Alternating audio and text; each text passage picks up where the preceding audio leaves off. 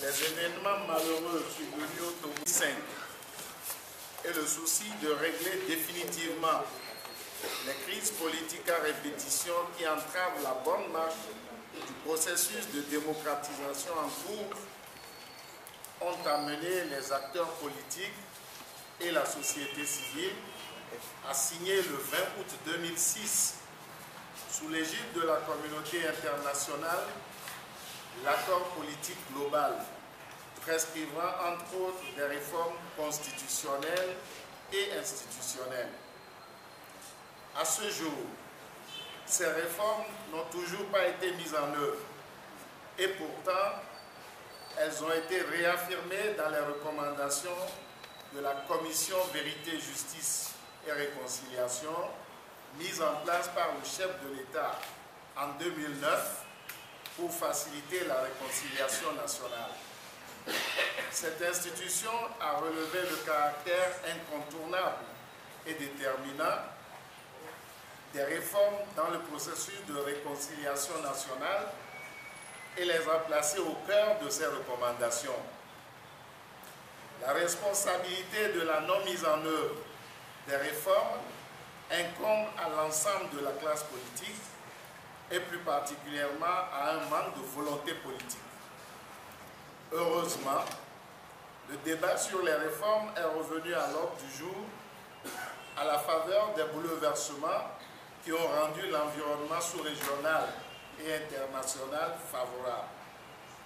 Une ultime occasion est ainsi offerte au Togo et la proposition de loi déposée par l'opposition doit créer l'opportunité pour régler définitivement le problème des réformes. Nous n'avons pas le droit de laisser persister les blocages et tout ce qui pourrait faire avorter une nouvelle fois la mise en œuvre des réformes ou de les reporter, au risque de nous retrouver face à la sempiternelle question de la rétroactivité de la loi concernant la limitation des mandats présidentiels.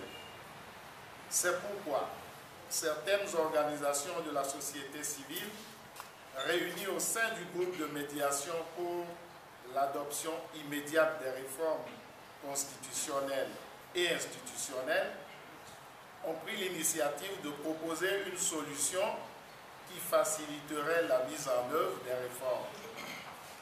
Conscient que le nœud gordien de la mise en œuvre des réformes demeure l'article 59 sur la limitation des mandats présidentiels, le groupe propose la disposition transitoire suivante. Les dispositions de l'article 59 s'appliquent à compter du mandat qui court de 2010 à 2015.